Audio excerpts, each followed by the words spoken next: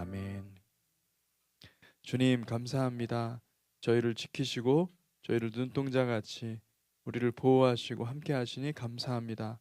주님, 우리가 눈을 들어서 주님의 얼굴을 뵙기를 원합니다.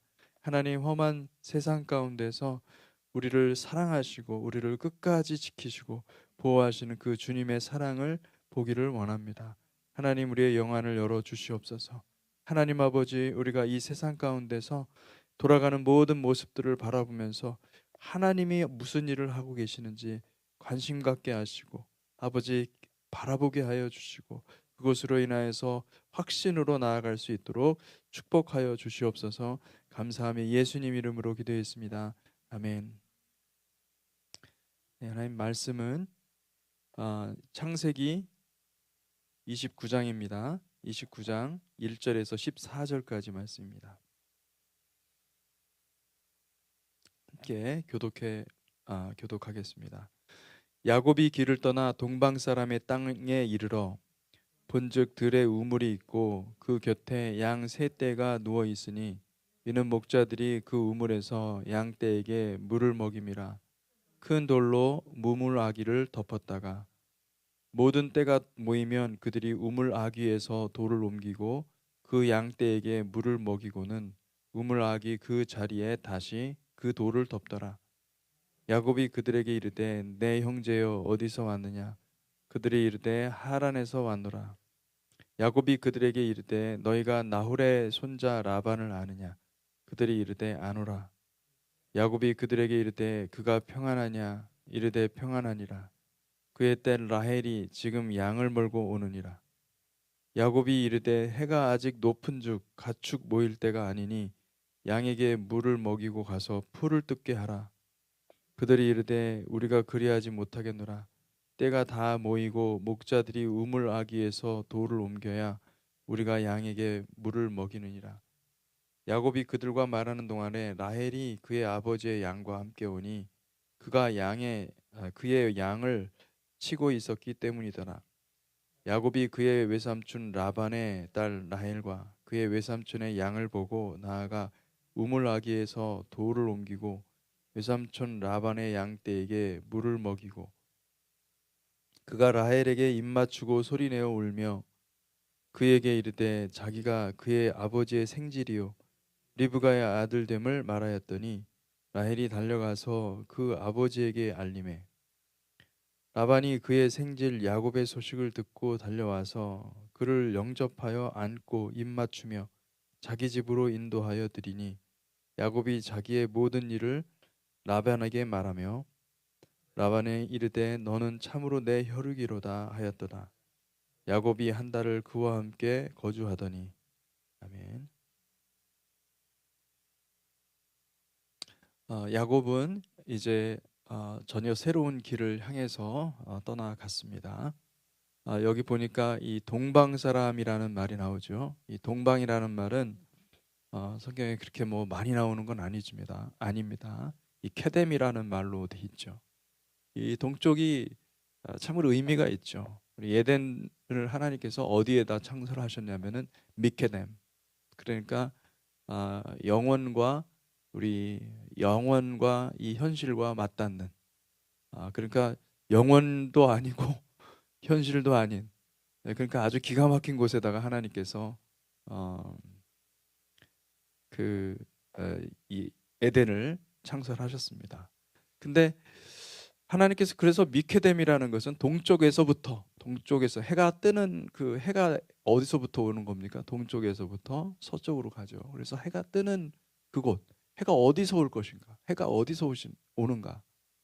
해가 어디서 뜹니까? 미케뎀에서 뜨는 거예요. 그 영원전부터 해가 떠오르는 거죠. 그리고 근데 이제 여기서는 동방이 미케뎀도 있지만은 케드마가 있습니다. 이 케드마는 뭐냐면 동쪽을 향해서. 그래서 동방 사람이라는 말은 미케뎀이 아니라 케드마입니다.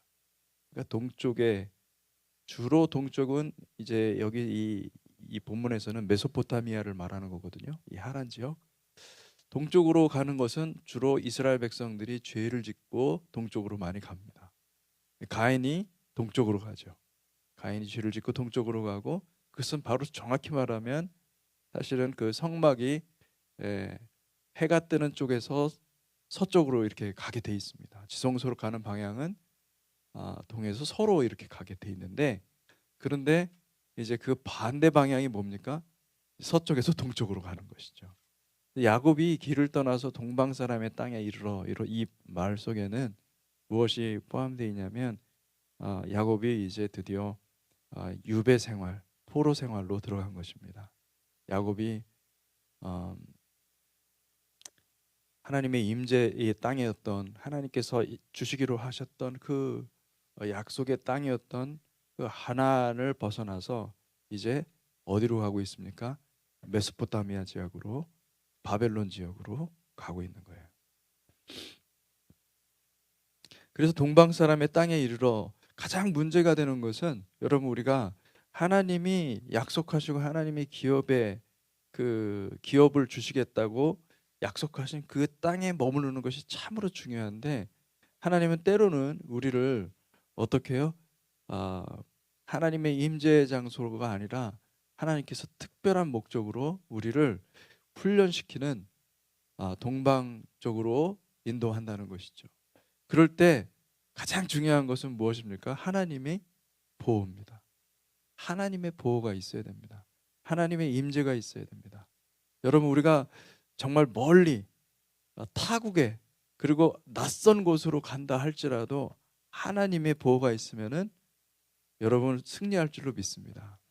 그러니까 이미 창세기 28장에 우리 하나님께서 그가 이제 약속의 땅 가나안을 벗어나서 이제 하나님께서 주시기로 한 그 땅을 벗어나서 이 동방 사람의 땅으로 갈 때에 이미 우리 주님께서 무엇을 하십니까?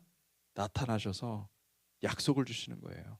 너희가 간다 할지라도 반드시 돌아올 것이며, 그리고 또 반드시 또 하나님께서 약속하신 모든, 아브라함에게 축복하신 모든 약속의 말씀을 다 이루게 하신다.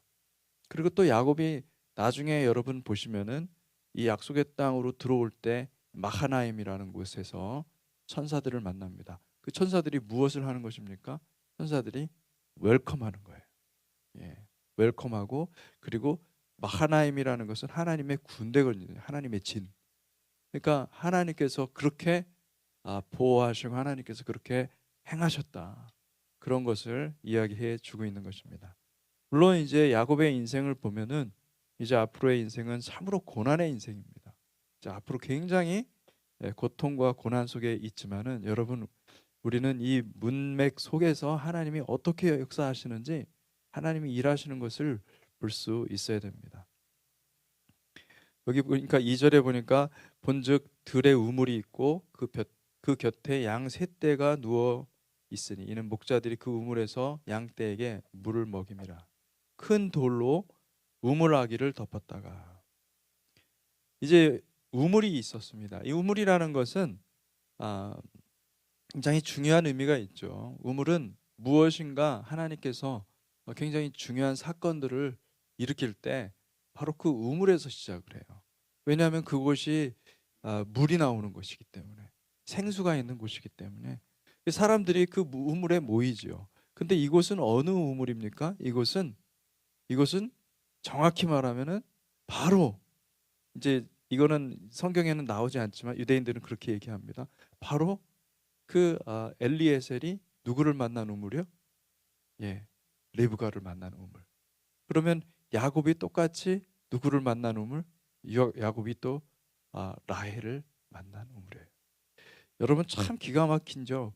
우연의 일치로 보기에는 참으로 기가 막힌 거예요. 지금 운명적인 만남이 이루어지고 있어요. 근데 아브라함 때는 이삭의 아내를 찾기 위해서 엘리에셀을 보냈는데, 지금 하나님께서는 지금 어떻게 급속도로 빠르게 일을 하고 계십니까? 야곱이 바로 누구를 만납니까? 라헬을 만나는 거예요. 이게 놀라운 하나님의 인도하심이 아닐 수가 없어요. 하나님은 굉장히, 그런데 우리는 그냥 읽게 되는 거죠. 이런 게 그런 거야? 이렇게 생각하면서 그냥 읽게 되는 거죠. 그런데 하나님은 정확하게 라헬을 준비시키셨어요. 라헬을 준비시켜서 바로 이때 라헬을 만나게 되고, 야곱이 여러분 라헬을 첫눈에 반합니다. 이게 굉장히 무서운 거예요. 이 첫눈에 반하는 사랑이 무서운 겁니다. 그래가 그걸 우리가 어떻게 할 수가 있느냐? 여기 분명히 성경에 보면은 3절에 그렇게 나와 있죠. 그 양떼 물을 먹이고는 우물락이 그 자리에 다시 그 돌을 덮더라.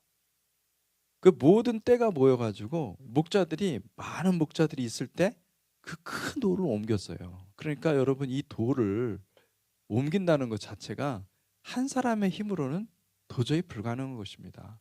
이것은 여러 사람이, 그러니까 한 뭐 10명 막 20명 이렇게 모여가지고 돌 자체가 크기 때문에 아무나 이렇게 먹이면 안 되잖아요. 이거 우물이 귀한데. 그래서 그거를 옮겨야 되는 상황인 거예요. 그런데 어떻게 합니까? 야곱이 놀랍게 초자연적인 힘으로 혼자 그 돌을 옮겼습니다. 예, 이게 정말 이 뭐라 그럴까요? 이 첫눈에 반하고 누군가 사랑하면 이런 괴력이 나옵니다. 할렐루야. 야곱이 이런 괴력에 그냥 성령에 충만하여서 삼손같이 갑자기 머리털도 많이 안 난 야곱이 막 괴력을 발휘해가지고 이 돌을 옮긴 거예요. 할렐루야. 이게 무엇이냐면은 하나님이 이렇게 사용하시는 거예요. 하나님이 정말 놀랍게도 이 운명을 만들어내시는 거예요. 하나님은 어떻게든 하나님의 뜻을 만들어내시는 분이심을 믿으시기 바랍니다. 그래서 여기 보니까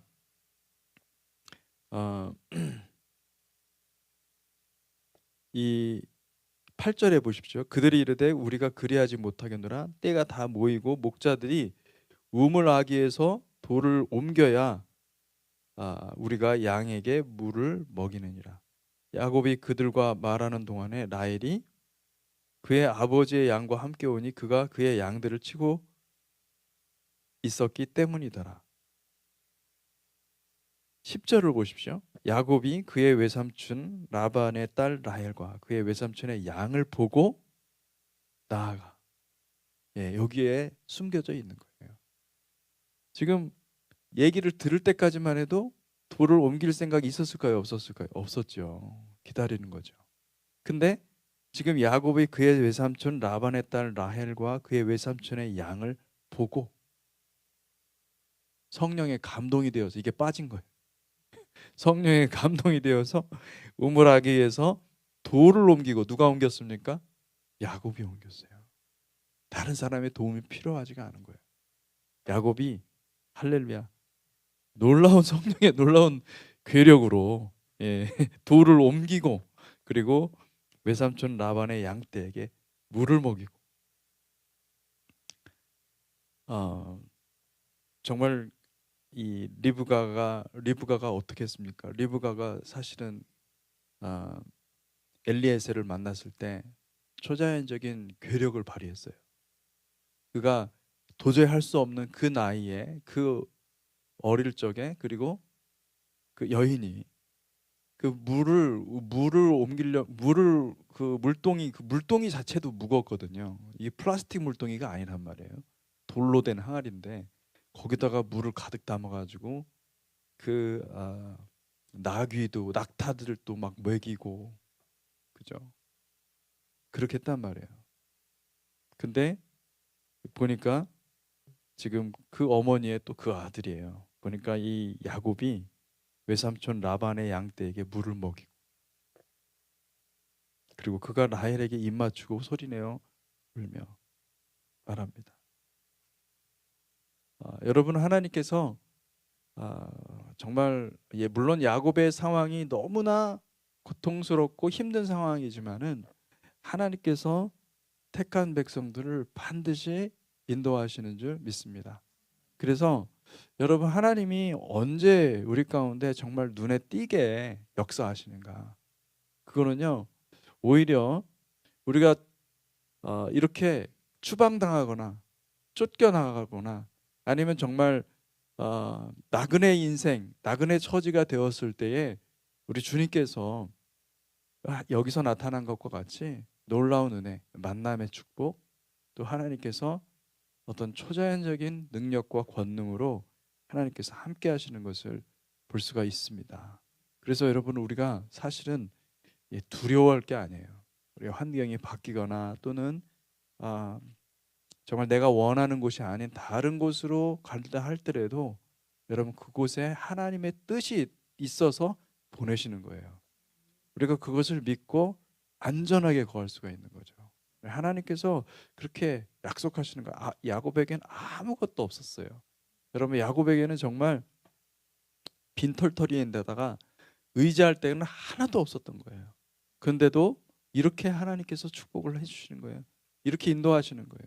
가만 보면 우리도 구원받은 그 구원받고서 지금까지 온 과정들을 보면은 정말 하나님께서 이런 역사들을 베풀어 주셨습니다. 할렐루야. 제가 이건 제 개인적인 얘기인데, 대학 다닐 때 이제 부모님이 이제 사실 농촌에서 농사짓고 그렇게 부유하지는 않았어요. 그러면서 농사지으면서 목회도 하셨어요.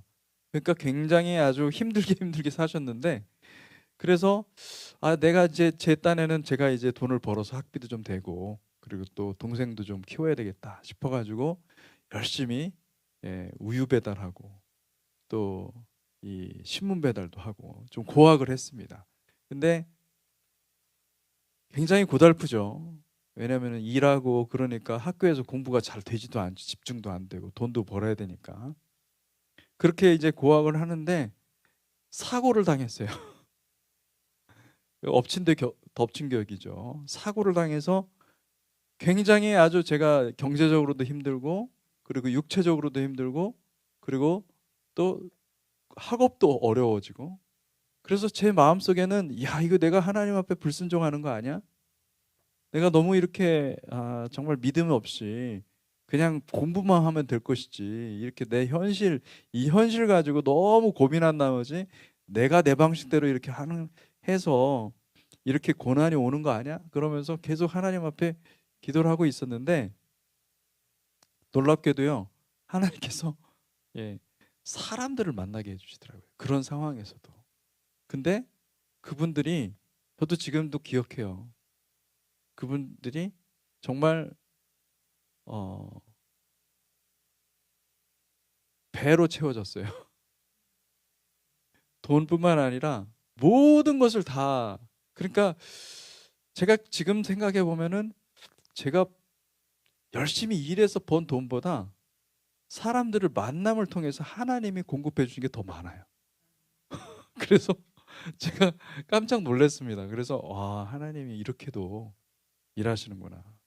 그리고 또 그분들의 기도를 받게 되었어요. 놀랍게도 정말 하나님께서 우유 배달하는 그 고객인데 정말 하나님께서 어떻게 연결해 주셔가지고 자기가 기도하고 있었는데 만나게 됐다고 하면서, 그분들의 어려운 사정들을 놓고 같이 이제 신학생이라는 거 아니까 같이 기도도 하고 그러면서 어떻게 정말 그 어려움들을, 그 고난을 넘게 되었어요. 그때는 정말 기가 막힌 거죠. 그런 것들을 생각해 보면. 근데 지금 생각해 보면은 하나님께서 보호하시는 거예요. 하나님 함께 하시는 거예요. 여러분, 믿는 자들은요, 그리고 또 택한 백성들은 하나님의 보호가 있습니다. 하나님의 보호를 받을 때가 사실은 가장 행복한 거예요. 그 보호를 받으면 그렇구나, 내가 하나님이 나를 사랑하시는구나, 너무너무 사랑하시는구나, 이걸 느끼는 거예요. 야곱도 똑같은 거예요. 지금 너무나 말도 안 되는 지금 상황 가운데 처해 있는 거예요. 야곱이 고향 땅에서 쫓겨났죠. 아버지의 축복을 받았지만은, 마침내 아버지의 축복을 받았지만은 형은 나를 죽이려고 그러죠.